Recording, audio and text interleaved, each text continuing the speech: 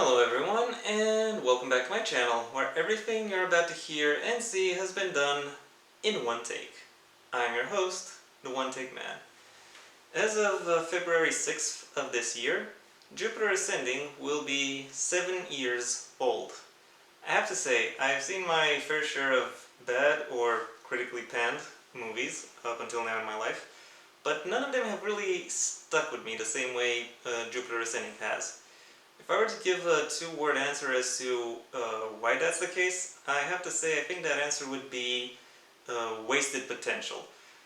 Um, when I look at it now, I realize just how many opportunities and revelations that this movie really could have used. It just and instead it just casually skipped over them. I won't go into what these revelations actually are, or really the movie itself, at least not for now. I will instead, now at least, try to give my problems with the movie uh, uh, as uh, as well summarized as I can. The and the main problem here is, as I said, wasted potential. There are there is literally a whole galaxy of characters and storylines that that we, the audience, could have followed instead of what it is that we actually got, which is really perhaps one of the most boring stories that you could really tell in that setting. I'll admit this. It's important, and it's an important story, but still a boring one. And you could still tell it in an interesting way, but the movie doesn't really do doesn't really do that either. It doesn't really provide any twists or any surprises or any particularly intriguing concepts when it comes to when it comes to the world building or or anything in that regard.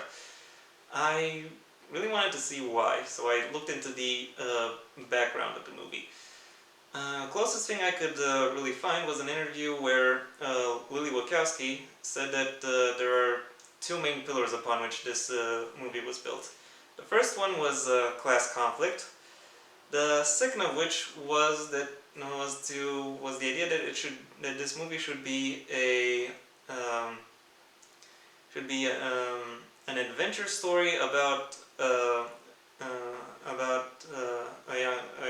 young female protagonist exploring a large and complex world, in the same vein as something like The Wizard of Oz or Alice in Wonderland.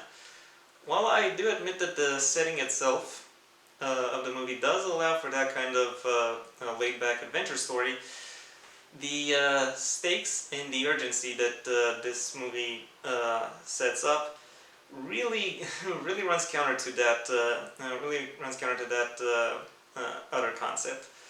So yeah, these two ideas don't really mesh well together, at least not in this particular realization. The question therefore becomes, well, how can you actually mesh these two ideas together?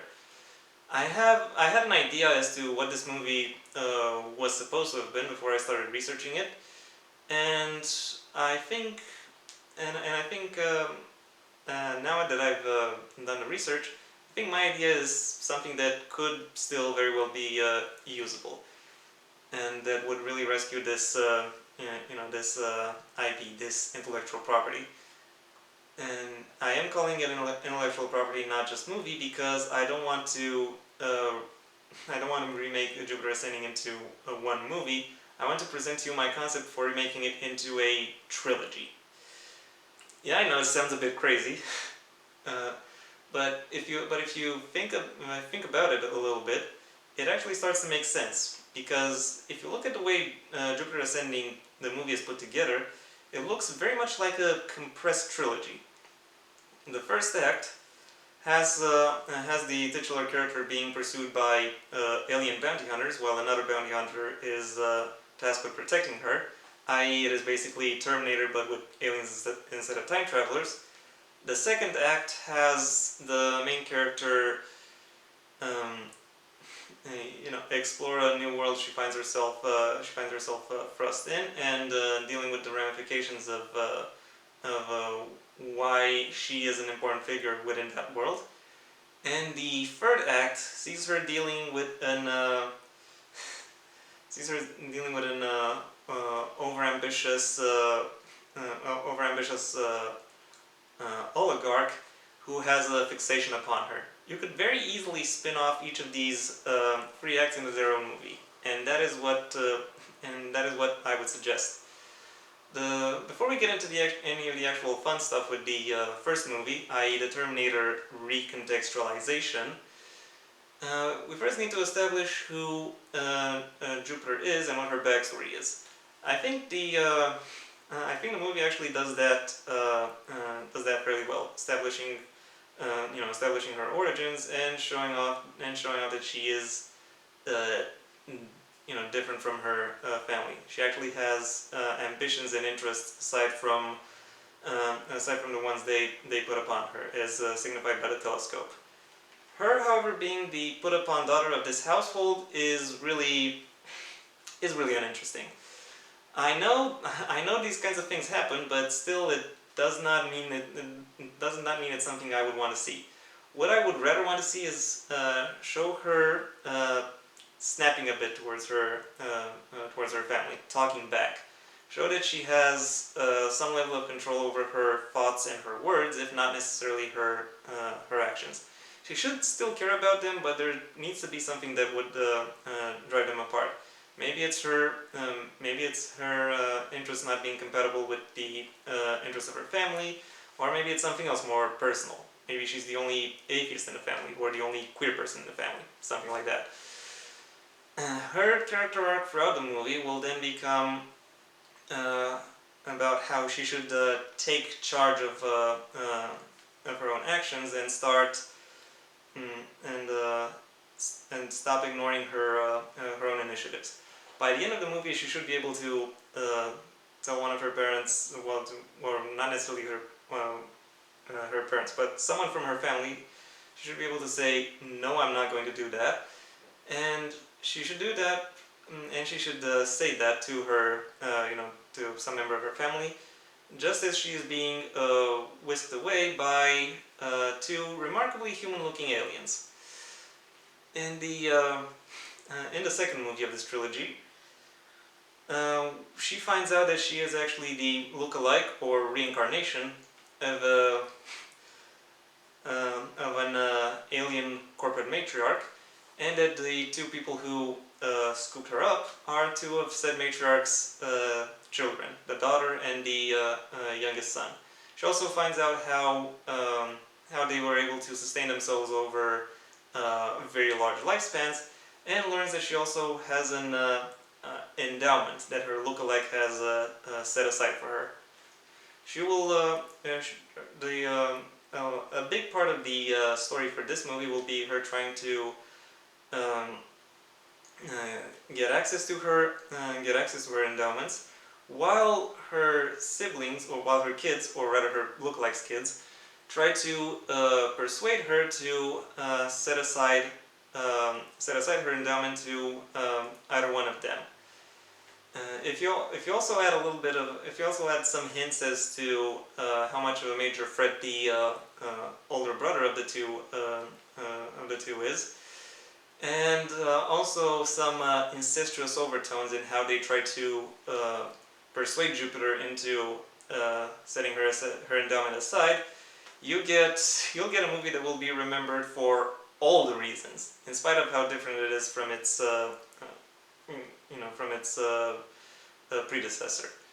The most important thing here, throughout this entire movie, however, will be to let the narrative breathe. You should allow Jupiter some time to process what is happening around her. Maybe even give her some kind of some other characters around her, a comfort character, who will be by her side and allow her to get her bearings. With the help of this comfort character, she could then employ various others to either carve out her own niche with the endowments she does receive, or she could try to subvert her own children's business interests and potentially even take over their parts of the family business. that will support the narrative of this movie and of the trilogy of the whole in two ways. First of all, it helps fuel and establish that theme of class conflict that the movie tried to go for. Second of all, it'll make the story itself seem that much more plausible, that much more pragmatic, because after all, a system like the kind the movie establishes doesn't just fall overnight. You first need to build and strengthen an alternative, so that the bad system doesn't reemerge somehow in an even worse state. And build and consolidate that alternative she really will have to, because in movie 3, Big Brother will come knocking. And Jupiter will have to use all of the knowledge and connections that she has been able to gather for herself in order to protect what it is that she has built, or what she has allowed and assisted others in building. And yeah, that is my take on the Jupiter Ascending IP. This is what I would do if I were charged with remaking this movie. I hope you enjoyed my idea. If you did, then please leave a like and maybe share this video wherever you think other people will like it as well. If you have anything you'd like to add to what it is I said, the comment section awaits your input. And if you want to see when my next video gets released, well then please subscribe. Ideally also ring the bell or do whatever else YouTube will ask of you in order to keep you notified. Until next time, I have been the One Take Man.